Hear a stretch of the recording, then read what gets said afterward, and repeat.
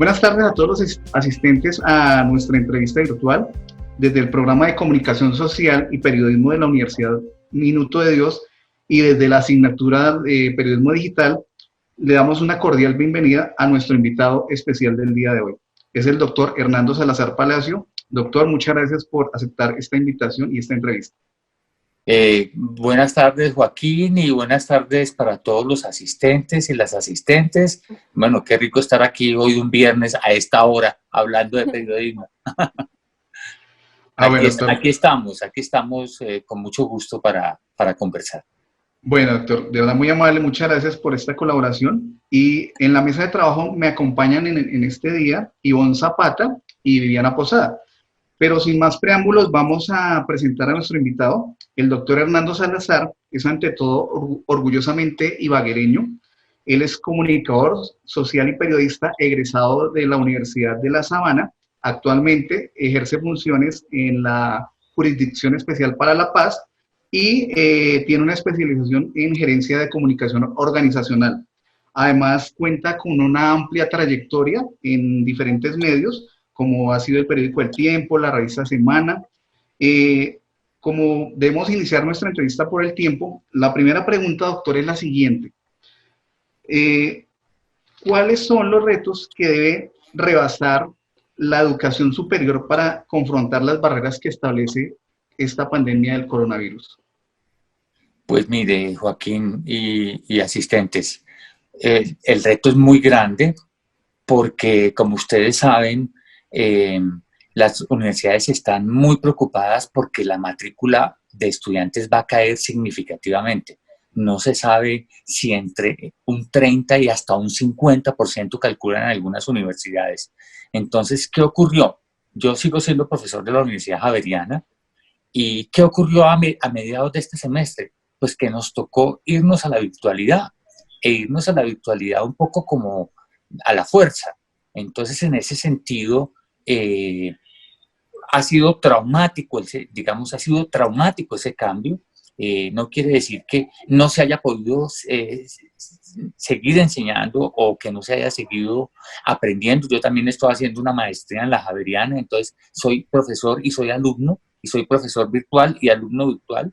Entonces, eso ha significado muchos cambios, eso ha significado cambiar como las metodologías de enseñanza y de aprendizaje. Eso, digamos que implica dificultades para las lecturas, por ejemplo, para los libros.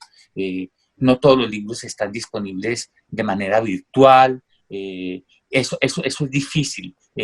Cambia la relación con los estudiantes, digamos, cuando uno está conectado a través de una red o de una plataforma como Zoom en estos momentos, o como Teams, o como cualquier otra de las plataformas, no es lo mismo relacionarse con el profesor o con el alumno cara a cara, frente a frente, que a través de un aparato de estos. Este aparato media la relación alumno-profesor y de alguna manera también la dificulta.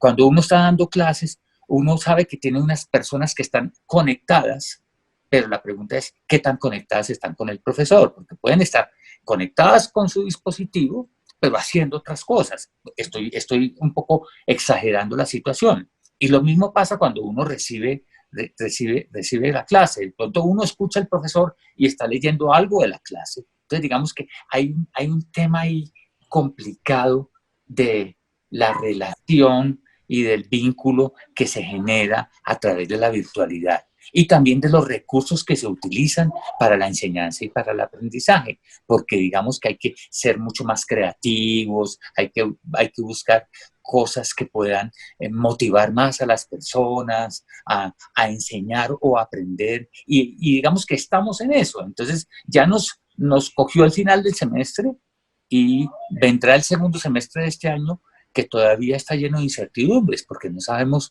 digamos, qué tanta presencialidad va a haber en las universidades. Eso va a ser bastante limitado, digamos, hasta donde yo sé. Por ejemplo, las universidades le están apostando a la presencialidad de las clases que necesitan usar laboratorios y ese tipo de, esas carreras que necesitan el uso de laboratorios, por ejemplo, porque si uno no va a un laboratorio desde la casa es muy difícil, digamos, aprender ciertas cosas que se hacen en los laboratorios. Entonces, yo creería que estamos en una etapa de transición donde estamos cambiando, no sabemos exactamente qué va a pasar ni cómo va a ser, pero lo cierto es que la educación se encontró de frente con algo que la cimbroneó y que nos toca a todos aprender a estas alturas. Pero pues tenemos que aprender a adaptarnos, pues a adaptarnos a este nuevo escenario, ¿no? Sí, bueno, pues teniendo en cuenta pues lo que el doctor menciona de todo este tema de lo que nos ha tocado de manera creativa, ahora pues acoplarnos a las nuevas herramientas, acoplarnos como al nuevo sistema de clases. Teniendo en cuenta esto, ¿qué podrían hacer las universidades para evitar pues la inminente deserción académica que se va a presentar? ¿Cómo qué estrategia creería usted que podrían aplicar las universidades? Uy, esa pregunta es muy difícil, porque digamos que una primera, una primera acción que deberían hacer las universidades es suplir las limitaciones tecnológicas que tienen algunos alumnos.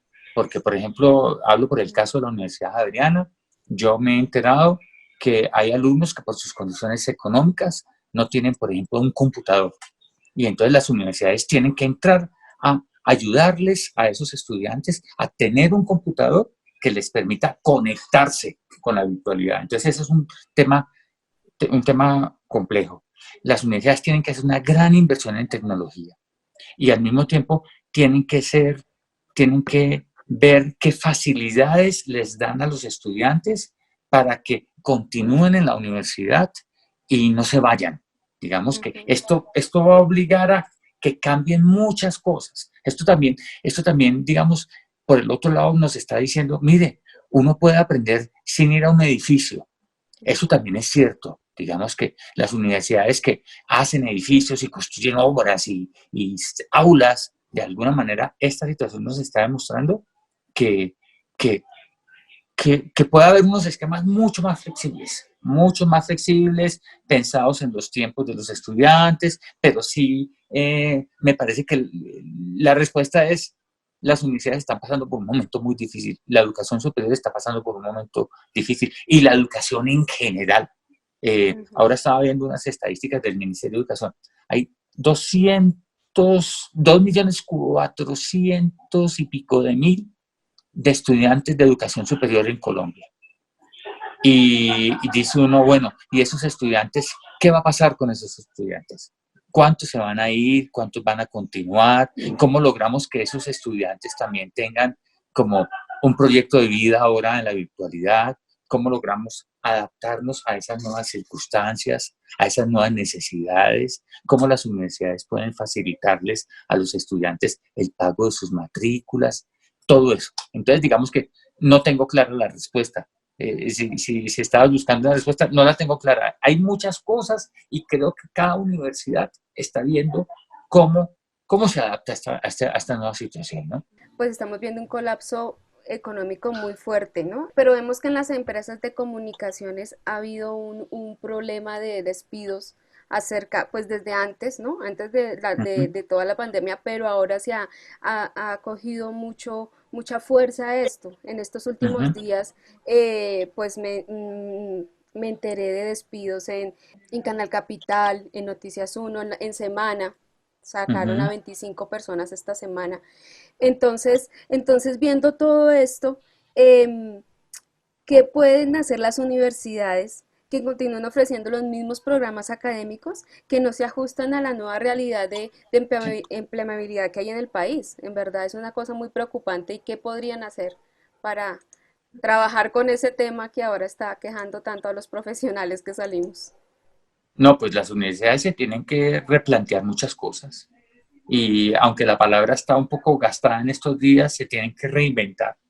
No pueden seguir la educación, perdón, no puede seguir siendo la misma que estábamos recibiendo de manera presencial. Adicionalmente, los medios también están cambiando. ¿En qué sentido? El otro día me preguntaban para un programa de defensores televidentes sobre la reinvención de los medios. Y, y, y claro, las salas de redacción ya no son lo que eran, ya no son los espacios llenos de personas que eran hasta hace 3 meses. Y la relación de los periodistas con el cubrimiento de las noticias también cambió sustancialmente. De pronto, quizás, eso va a obligar a los periodistas a sensibilizarse respecto a ciertos temas que antes no estaban tocando. Pero, digamos, así como hay medios, sobre todo los medios impresos, que están pasando por grandes dificultades, pues porque, digamos, están dependiendo únicamente de las suscripciones, ¿sí? Porque no pueden salir y venderse en las droguerías y en las esquinas o en los puestos de revistas.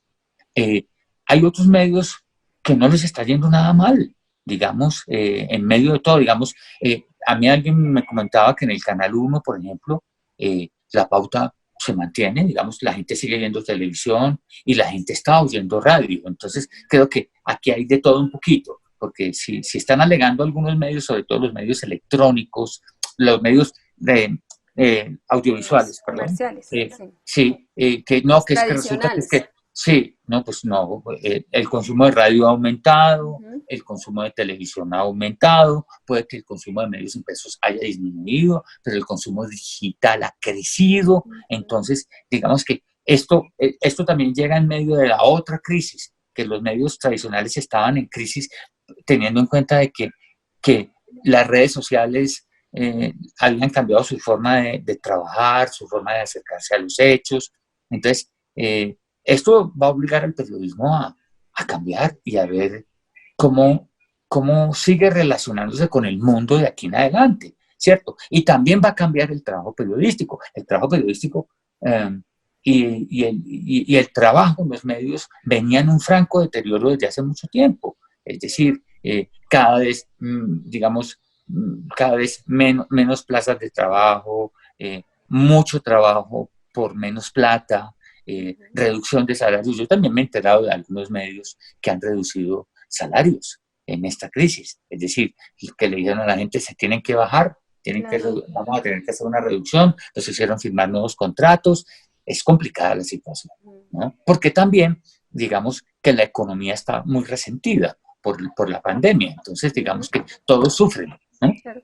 Pero como la academia puede, o sea, ahora toca cambiar el chip cuando uno siendo alumno, que el docente también le diga a uno a qué se va a enfrentar, ¿no? Claro, Porque no es como antes, entonces no. también es complicado ese tema. Es que digamos que ya el ejercicio del periodismo, por ejemplo, en particular, sí, pero sobre todo el periodismo, ya no es el mismo periodismo de hace 15 o 20 años, es distinto. Es un periodismo que tiene que reformularse en la forma como se escribe, cómo se emite, cómo se relatan las historias, lo que se muestran. Pero yo creo que adicional a un tema de lenguaje, es un tema también de ver cómo pensamos en cómo sobrevivimos como periodistas, independientemente, sin necesidad de trabajar en un medio, porque me parece que esa es la nueva realidad. Es decir, ya no crean que uno se gradúa y va y toca un medio, dice, vengo, que me acabo de graduar de esta universidad. Le dicen, no, tranquilo, que es que aquí nos está sobrando la gente. Sí, entonces, yo creo que hay que formar gente más creativa, más ingeniosa en el mejor sentido de la palabra, que sea capaz de inventarse cosas, de hacer cosas distintas, de hacer cosas creativas en las redes sociales o en las plataformas de comunicaciones y de mensajerías que existen hoy en día, porque de resto, las formas tradicionales de hacer periodismo tienden a desaparecer. Sí, Doctor, ¿será que Sí, es necesario que las universidades tengan que replantear los pensos académicos y acomodarlos sí. a esta situación? Yo creo que sí. No puede que no sea a corto plazo, pero sí a mediano plazo. Es decir, les toca a las universidades porque, digamos, hay una nueva realidad, el mundo no va a ser el mismo después de esta pandemia, no sabemos si vamos a sobrevivir y si sobrevivimos, cómo será la vida después de, es decir, cómo será la vida, cómo será la vida en las calles, cómo será la vida en los puestos de trabajo, cómo será la vida cotidiana del mundo, es decir, vamos a vivir encaretados permanentemente, vamos a vivir enguantados, encaretados, con desinfectantes, vamos a tener que quitarnos la ropa cuando lleguemos del trabajo a la casa, vamos a tener que cambiarnos cuando lleguemos al trabajo, de la casa al trabajo y del trabajo a la casa. Es decir, hay muchas cosas que están cambiando y están también cambiando también los intereses de las personas respecto a la información. ¿Qué es lo que agobia hoy a la gente en Colombia? Entonces uno dice, pues puede ser el tema de la salud, pero también el tema de la economía. Es decir, la gente cómo vive, de qué vive, cómo sobrevive, ¿sí? Entonces, son muchas cosas que todo va a cambiar y el periodismo tiene que cambiar y la educación tiene que cambiar y tiene que adaptarse a esta nueva realidad y tiene que pensarse desde esta dificultad que es grande hacia el futuro. De lo contrario, pues se friega, Sí, ¿no? claro. Bueno, teniendo en cuenta pues lo que estamos hablando de que la academia tiene que reinventarse, usted como catedrático desde su punto de vista, ¿cómo visualiza para los estudiantes de comunicación social y periodismo el futuro profesional a partir de esta contingencia? Uy, yo creo que es muy, es muy difícil, pero yo creo que al mismo tiempo es muy retador en el sentido, e insisto en lo que ya les dije hace un ratico, que esto es un reto a la creatividad. Entonces, digamos que lo que también por el otro lado me da esperanzas es que la gente que se mete a estudiar comunicación y periodismo es gente muy inquieta y entonces es gente creativa que puede inventarse cosas nuevas, inventarse nuevas formas de relatar, de describir, de narrar los hechos. Eso sería maravilloso, ¿sí? Alguna de ustedes decía ahora que hay que cambiar el chip. Hay que cambiar el chip, pero yo creo que hay con qué cambiar el chip.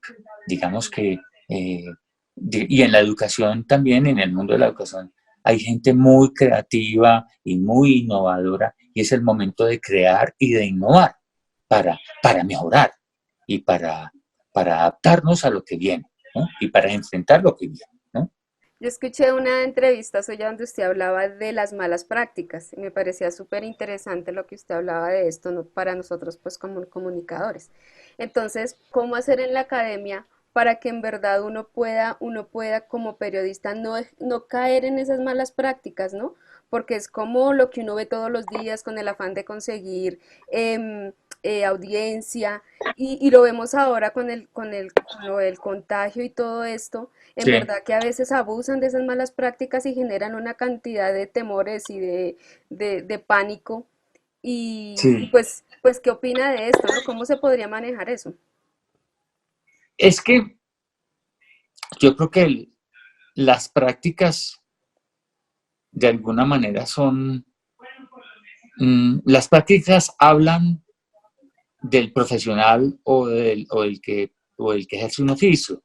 Entonces, si usted llama a un técnico en instalación de lavadoras o un técnico en cuestiones eléctricas y viene y hace un arreglo, entre comillas, y el arreglo queda mal hecho, ¿sí? Digamos que usted dice, bueno, se siente engañado, usted se siente primero engañado, defraudado, y dice, bueno, yo no vuelvo a acudir a este, a este electricista o a este plomero o a este fontanero o a este carpintero o a este mecánico automotriz, para ponerlo en términos meramente técnicos, ¿sí? Ujú. Yo creo que lo mismo pasa con el periodismo.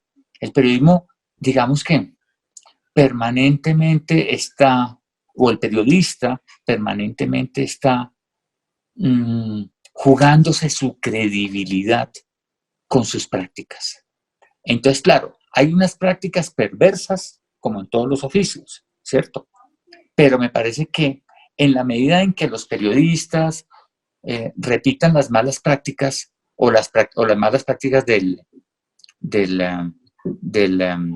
carpintero, o las malas prácticas del electricista, o las malas prácticas del fontanero. No estoy diciendo que todos los electricistas, todos los carpinteros, todos los fontaneros tengan malas prácticas. Estoy diciendo malas prácticas, que malas prácticas hay en todo. En la medicina, en la odontología, en la contabilidad, en la mecánica automotriz, bueno, lo que sea. Entonces, digamos que a lo mismo nos enfrentamos los periodistas. Entonces, digamos que en la medida en que nosotros no hagamos bien lo que debemos hacer, estamos fregados, porque estamos dañando el camino. Estamos dañando nuestro propio camino y les estamos dañando el camino a los que vienen detrás de nosotros. Y también les estamos dañando el camino, dañando el camino a las personas que reciben nuestra información. Es decir, es como una cosa multidimensional. Es decir, yo me juego mi prestigio con mis prácticas, pero yo también puedo ayudar o puedo torpedear a la gente que recibe mi información. Yo me puedo volver cómplice de las mentiras o me puedo volver un vehículo para darle información genuina a las personas que les permita tomar decisiones en sus vidas, ¿sí? Entonces, si yo doy información fiel, sensata, cierta, bien dada, yo puedo ayudar a la gente que recibe mi información. Pero si yo no lo hago, si yo incurro en mentiras, en engaños, en amenazas, o altero las cifras, o lo que sea, yo lo que estoy es produciendo un daño, ¿no? Claro. Entonces, Claro. me parece que hay de todo un poco, ¿no? Ujú, ujú. Bueno, doctor, ¿usted considera que el coronavirus también ha dado muerte al periodismo tradicional y lo confina únicamente hacia lo digital?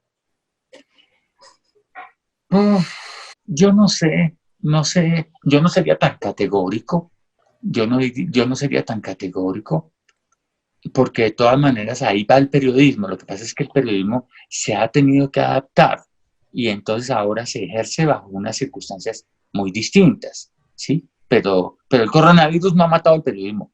El coronavirus lo que ha forzado es un cambio en las dinámicas como se ejerce el periodismo.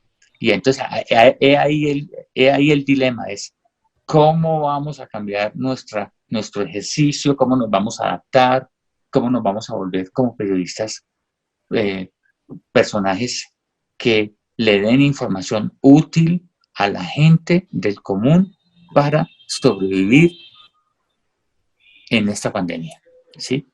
Entonces, es como eso. Ahora, también ha habido algo que ustedes como personas, y no como estudiantes de comunicación, ni siquiera como periodistas, ni nada de eso, sino como simples personas, hay algo que puede estar pasando en estos momentos, y es que hay como una especie de inundación de información alrededor del coronavirus que a veces nos hace decir, no quiero oír un dato más, y no lo quiero oír simplemente por el hecho de que tengo tanta información en mi cabeza que siento que me voy a enloquecer.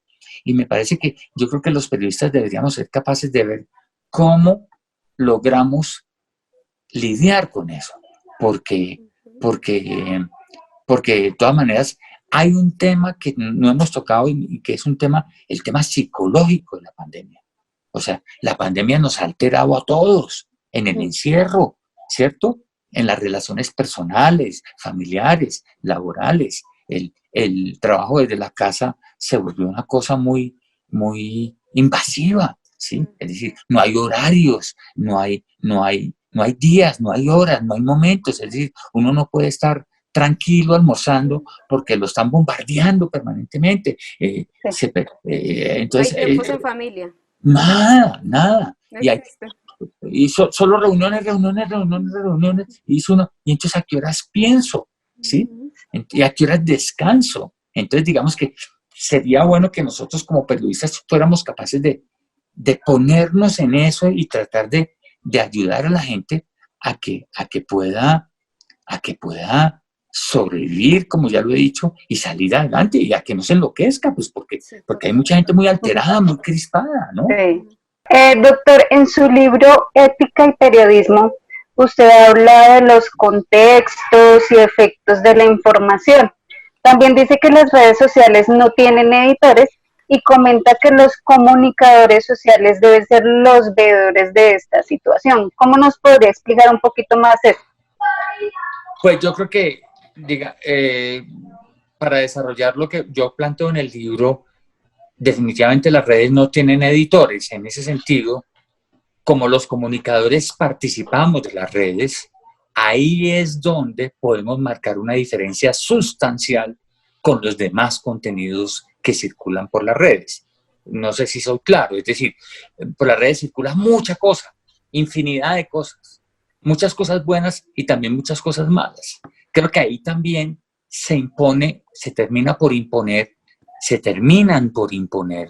los contenidos de calidad. Y ahí es donde los comunicadores podemos marcar la diferencia. Es decir, no es lo mismo una noticia contada por un ciudadano común y corriente que una noticia contada por un periodista que tiene formación y capacidades para narrar bien una historia y que aplica unos criterios profesionales y éticos a su oficio. Es un tema de calidad en el mejor sentido de la palabra. Digamos que los periodistas y los comunicadores le podemos imprimir calidad a lo que hacemos que circula por las redes y eso marca una diferencia sustancial con lo demás. Ok, doctor. Bueno, doctor, antes de finalizar, no podemos desaprovechar, pues teniendo la presencia el doctor es un experto en la materia, tanto en el área de la comunicación y el periodismo, pero también lo ha hecho desde el punto de la cátedra. ¿Qué consejos le podría dar el doctor a los estudiantes de la Universidad Minuto de Dios y en especial a los estudiantes de periodismo digital para que podamos tener como un panorama, digamos, que abra mejores oportunidades? Exacto, esperanzador, oportunidades. ¿O qué opciones tenemos los nuevos profesionales de esta asignatura? Pues el consejo es que no salgan de la universidad a repetir las malas prácticas de otros colegas. Digamos, es que marquen la diferencia. Digamos, es muy fácil en el mundo acomodarse. Yo les diría que no se acomoden. Es decir, que sean personas críticas del mundo, de la realidad, que sean capaces de ver lo que los otros no ven, de hacer lo que los otros no hacen. No estoy diciendo que sean, digamos, que hagan malas cosas, no, sino que vean, digamos, que sean capaces de sintonizarse con las necesidades de la gente y que tengan una visión crítica del mundo, que no salgan a repetir el libreto que muchos medios y muchos periodistas nos recitan todos los días. No, ustedes tienen la capacidad de hablar, de expresarse, y ahí pueden marcar la diferencia. Yo creo que la clave es eso, y la clave también es marcar diferencias. Eso es lo que nos permite diferenciarnos, marcar diferencias para diferenciarnos. Es una repetición un poco boba, pero digamos, es necesario marcar diferencias. Y yo creo que la gente aprecia las diferencias y aprecia también la calidad de lo que se le entrega. No sé si alguna de mis compañeras de la mesa quiera realizar alguna pregunta final, como para concluir. No, pues más que agradecerle al doctor por en verdad compartirnos y dar de su tiempo para enseñarnos un poco sobre lo que es la educación y todo lo que nos espera, ya que estamos a puertas pues de salir de comunicación. Entonces, en Bueno, verdad fue un placer haber hablado con usted y pues compartir bueno, estos pensamientos. muchas gracias a ustedes por la invitación. Les deseo muchos éxitos. No les dé miedo, ¿no? Tienen que ponerle buena cara al asunto y ser muy creativos y sobre todo ser muy inquietos en el mejor sentido de la palabra. Eso es clave en el periodismo. Es decir, la creatividad, la crítica, eso es clave en el periodismo. Eso marca la diferencia. Y les deseo muchos éxitos a ustedes. Ok, muchas gracias. Muchísimas gracias, doctor. Con mucho gusto. Chao, Joaquín. Gracias. Doctor, muy amable, ¿verdad? Por su tiempo. Muchas gracias por esta oportunidad. Y, ¿verdad? Muchas bendiciones, doctor. Y feliz día en su trabajo. Que sigan muy bien las cosas, doctor. Muy amable. Muchas gracias. Lo mismo Bueno, para hasta ustedes. luego. Hasta luego. Doctor, que Chao, esté chao. bien.